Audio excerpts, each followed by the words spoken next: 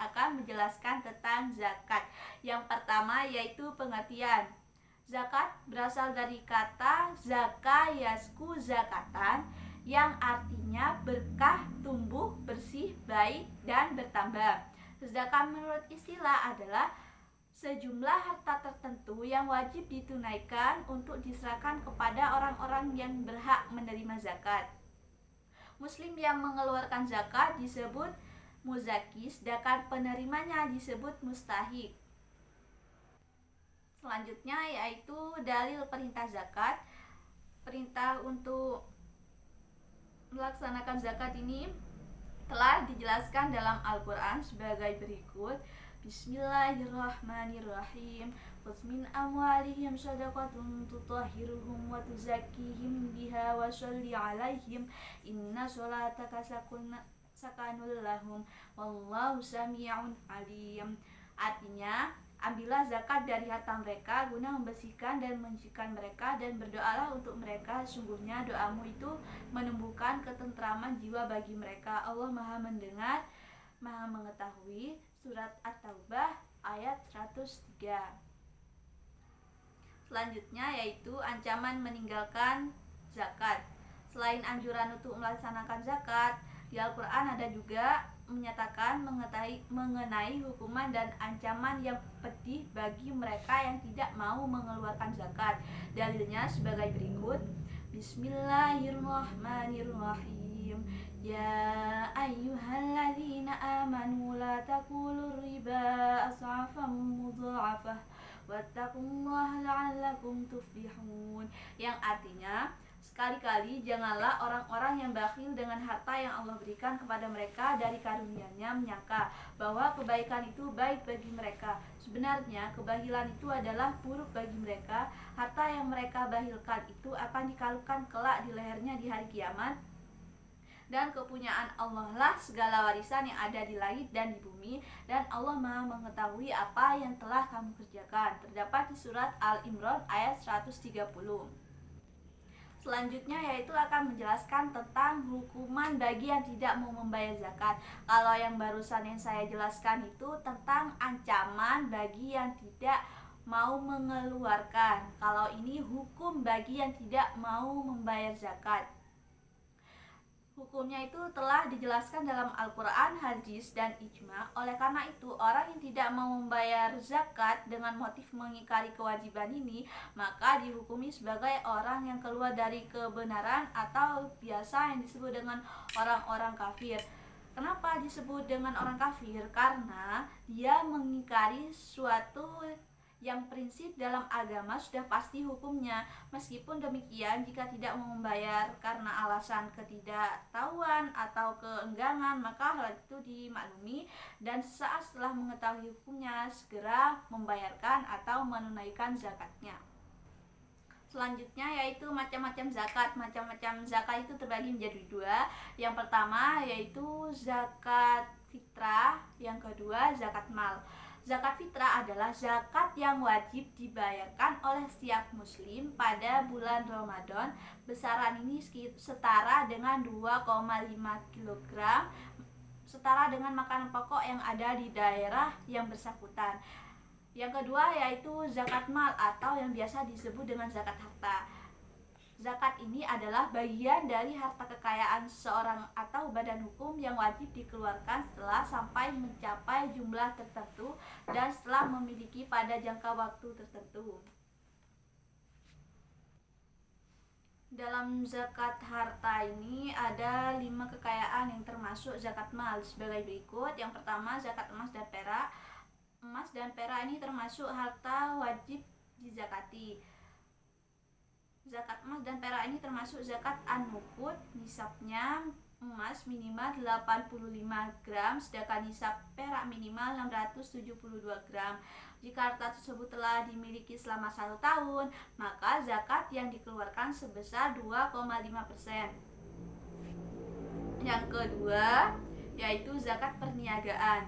Zakat perniagaan ini disebut zakat at-tijarah, meliputi perdagangan, industrian, pariwisata, jasa perumahan, pendapatan, dan usaha lain-lainnya. Nisa perniagaan ini senilai dengan 85 gram emas atau 200 gram perak. Kadar zakatnya sebesar 2,5%. Yang ketiga yaitu zakat hewan ternak. Zakat hewan ternak disebut zakat al-an'am. Barang zakat ini berupa hewan ternak, tergantung hewan yang akan dizakati. Besaran hewan ternak berupa kambing sebagai berikut. Misalnya kambingnya itu dimulai dari 40 ekor sampai 120 ekor, maka zakat yang akan dikeluarkan 1 ekor kambing betina. Jika ada 121 ekor sampai 200 ekor, maka zakat yang akan dikeluarkan 2 ekor kambing betina. Jika ada 201 ekor sampai 300 ekor, maka kadar zakat yang dikeluarkan 3 ekor kambing betina. Ini juga ada keterangannya. Setiap bertambah 1 ekor, maka kadar zakatnya juga ditambah 1 ekor kambing. Sedangkan yang berupa sapi bisa dimulai 30 ekor sampai 39 ekor, maka kadar zakat yang dikeluarkan 1 ekor anak sapi betina atau jantan umur 1 tahun.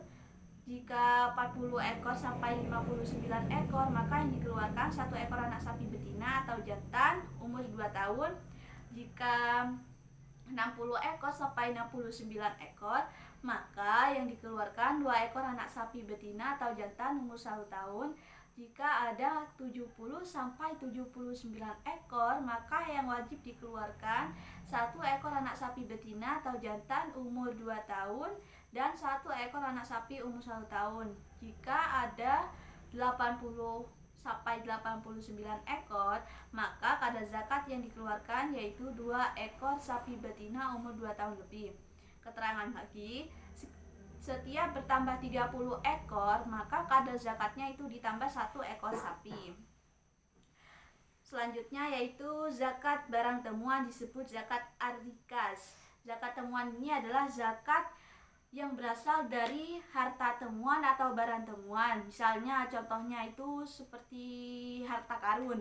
Nah, besar zakat harta karun ini yang dikeluarkan yaitu 20% dan dikeluarkan pada saat harta tersebut diperoleh.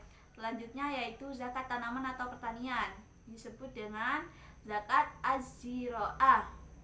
Zakat tanaman adalah zakat yang berasal dari semua hasil pertanian seperti biji-bijian, kacang-kacangan, umbi-umbian, dan buah-buahan. Besaran ini zakat ini 5% jika dalam pengelolaannya diperlukan biaya pengairan, senilai dengan 1.350 kg padi atau 750 kg beras pada dikeluarkan setiap kali panen.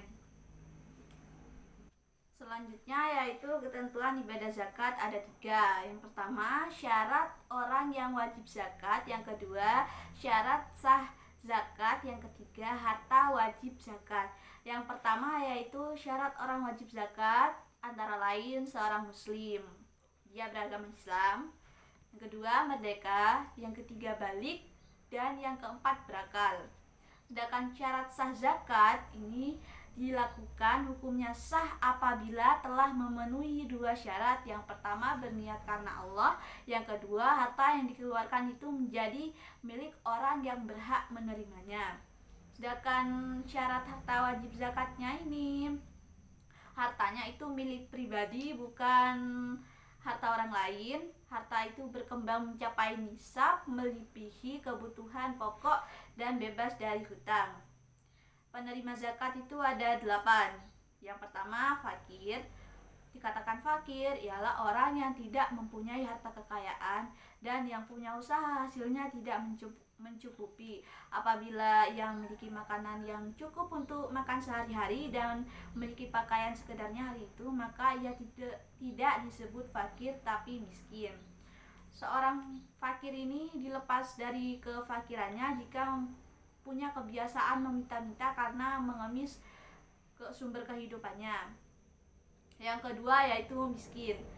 Seorang dikatakan miskin apabila pengeluarannya lebih besar daripada pendapatannya. Mungkin saja memiliki kekayaan 1 juta, namun penghasilan rata-rata itu lebih besar dari penghasilannya. Yang ketiga yaitu pengurus atau amil zakat. Nah, pengurus amil zakat ini wajib diberikan zakat. Yang termasuk amil zakat ini seperti pemeriksaan, penulis, orang yang menyalin daftar, mengangkut dan mengantar zakat. Mereka itu dibagi rata tanpa dibedakan bagian tugasnya. Yang keempat yaitu mu'alaf. Mu'alaf ini adalah orang-orang yang semula non-muslim yang hatinya tertarik kepada Islam sehingga dia sudah mulai masuk Islam. Mengapa orang mu'alaf ini diberikan zakat? Karena agar dia memiliki motivasi untuk mengeluarkan zakat juga, sehingga dia juga tahu, oh orang-orang muslim seperti ini, jadi dia juga mengikuti untuk mengeluarkan zakatnya. Yang kelima yaitu hamba sahaya. Mungkin ada kesepakatan antara seorang budak dan tuannya bahwa apabila budak itu tidak dapat membayar kepada tuannya untuk menebus dirinya sehingga dia bisa mendapatkan kebebasan, maka itu berhak menerima zakat. Yang keenam ini gorim atau orang yang berhutang. Zakat ini boleh diberikan kepada orang yang berhutang. Berhutang itu maksudnya yang tidak punya sarana atau punya tapi tidak cukup untuk membayar hutangnya. Nah, berarti dia boleh menerima zakat. Kecuali orang yang berhutang untuk maksiat, maka dia tidak boleh diberikan zakat. Yang ketujuh yaitu para pejuang di jalan Allah fisabilillah. Pejuang di jalan Allah ini berhak menerima zakat walaupun mereka itu kaya. Yang kedelapan, ibnu sabil atau musafir, orang yang mengadakan perjalanan dari negerinya bukan untuk keperluan maksiat lalu singgah ke negeri lain sedangkan dia itu mulai kehabisan bekal, maka dia wajib diberikan zakat atau diberikan sedekah untuk ongkos ke tempat tujuannya. Selanjutnya yaitu pelaksanaan zakat. Yang pertama, waktu pembayaran. Waktu pembayaran ini ketika membayar zakat mal memiliki perbedaan sesuai jenis harta yang dizakati. Untuk zakat kekayaan seperti emas, perak, perniagaan, dan hewan ternak, pembayarannya adalah 1 tahun. Sedangkan zakat fitrah ini sejak awal bulan Ramadan hingga akhir Ramadan. Jika dia membayar setelah Idul Fitri maka sudah disebut zakat. Jika dia membayar setelah Idul Fitri maka sudah bukan disebut zakat. Selanjutnya yaitu tata cara membayar zakat. Yang pertama, niat membayar. Yang kedua, memberikan zakat kepada mustahik atau petugas pengelola zakat. Yang ketiga, mustahik atau pengelola zakat menerima harta tersebut. Selanjutnya lagi yaitu hikmah membayar zakat atau melaksanakan zakat bagi diri sendiri. Yang pertama, dapat membiasakan diri taat kepada Allah. Yang kedua, mendapatkan rahmat Allah. Dan yang ketiga, dapat mencucikan harta. Yang terakhir, menumbuhkan perilaku bersyukur. Dan pembahasan yang terakhir yaitu hikmah zakat bagi kehidupan beragama. Yang pertama, dapat mempercepat tali silaturahmi sesama orang muslim. Yang kedua, dapat memberikan motivasi orang lain menjalankan ajaran agama. Dan yang ketiga, menghindarkan perilaku tercela. Sekian dari saya, terima kasih. Assalamualaikum warahmatullahi wabarakatuh. Saya Rosalinda Yanti, NIM T 2018-1225. Di sini saya akan menjelaskan tentang pengertian pajak dalam Islam. Secara etimologi, pajak dalam bahasa Arab disebut dengan istilah dzoriba yang berasal dari kata dzoroba yang artinya mewajibkan, menetapkan, menentukan, memukul, menerangkan, atau membebankan, dan lain-lain. Sedangkan secara etimologi, pajak adalah harta yang dipungut secara wajib oleh negara yang selain al-jizyah dan al-kharaj. Sekalipun keduanya secara awam bisa dikategorikan dzoriba. Adapun beberapa ulama memberikan definisi tentang pajak. Yang pertama yaitu menurut Yusuf Qaradawi berpendapat, pajak adalah kewajiban yang ditetapkan terhadap wajib pajak yang harus disetorkan kepada negara sesuai dengan ketentuan tanpa mendapat prestasi kembali dari negara dan hasilnya untuk membiayai pengeluaran-pengeluaran umum di satu pihak dan untuk merelasi sebagai tujuan ekonomi, sosial, politik, dan tujuan-tujuan lainnya. Menurut Abdul Qadim Zalum berpendapat bahwa pajak adalah harta yang diwajibkan Allah kepada kaum muslimin untuk membiayai berbagai kebutuhan dan pos-pos pengeluaran yang memang diwajibkan atas mereka pada kondisi baitul mal tidak ada uang atau harta. Selanjutnya, macam-macam pajak menurut Islam. Menurut golongannya, pajak itu ada dua, yaitu pajak langsung dan pajak tidak langsung. Pajak langsung artinya pajak yang harus dipikul sendiri oleh wajib pajak dan tidak dapat dibebankan atau dilimpahkan kepada orang lain. Contohnya itu pajak penghasilan. Yang selanjutnya adalah pajak tidak langsung. Pajak tidak langsung adalah pajak yang pada akhirnya dapat diberikan atau dilimpahkan kepada orang lain. Contohnya itu pajak pertambahan nilai. Yang selanjutnya adalah menurut sifat. Pajak dibagi menjadi dua, pajak subjektif dan pajak objektif.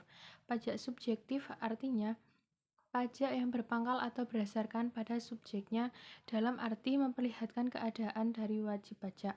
Contohnya wajib pajak penghasilan. Yang selanjutnya yaitu pajak objektif. Wajib pajak penghasilan. Yang selanjutnya yaitu pajak objektif. Pajak objektif adalah pajak yang berpangkal pada objeknya tanpa memperhatikan keadaan dari wajib pajak. Contohnya pertambahan nilai dan pajak penjualan atau barang mewah. Menurut lembaga pemungutan, pajak itu dibagi menjadi dua, pajak pusat dan pajak daerah. Pajak pusat adalah pajak yang dipungut oleh pemerintah pusat dan digunakan untuk membiayai rumah tangga negara. Contohnya pajak penghasilan, pajak pertambahan nilai, dan pajak penjualan atas barang mewah, pajak bumi, dan pajak bangunan. Selanjutnya yaitu pajak daerah. Pajak daerah sendiri artinya pajak yang dipungut oleh pemerintah daerah dan digunakan untuk membiayai rumah tangga daerah, seperti pajak provinsi, pajak kabupaten, atau kota. Yang terakhir yaitu karakteristik pajak dalam Islam. Ada beberapa ketentuan tentang pajak menurut syariat Islam yang sekaligus membedakannya dengan pajak sistem kapitalis. Yang pertama, pajak bersifat temporer.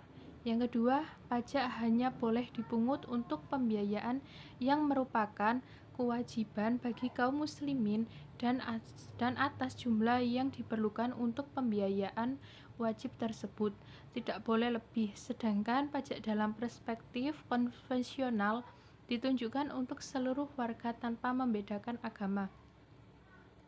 Yang ketiga, pajak hanya diambil dari kaum muslim, tidak kaum non-muslim.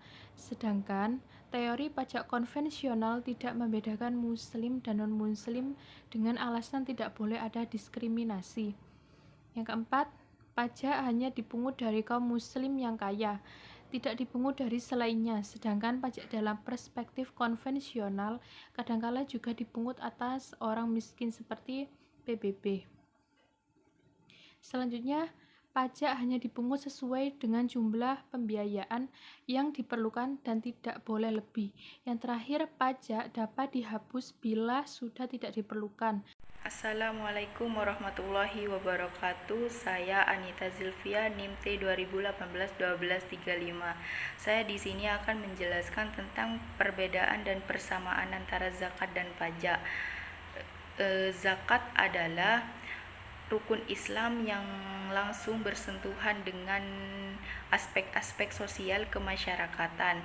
Itu terlihat pada rukun Islam yang ketiga, yaitu menunaikan zakat. Atau sebaliknya, sudah membayar zakat, untuk apa lagi kita harus membayar pajak? Memang ada kesamaan antara pajak dengan zakat. Tetapi tidak bisa dipungkiri bahwa antara keduanya tetap ada perbedaan yang hakiki, sehingga keduanya tidak bisa disamakan begitu saja. Inilah kesamaan-kesamaan pajak dan zakat diantaranya.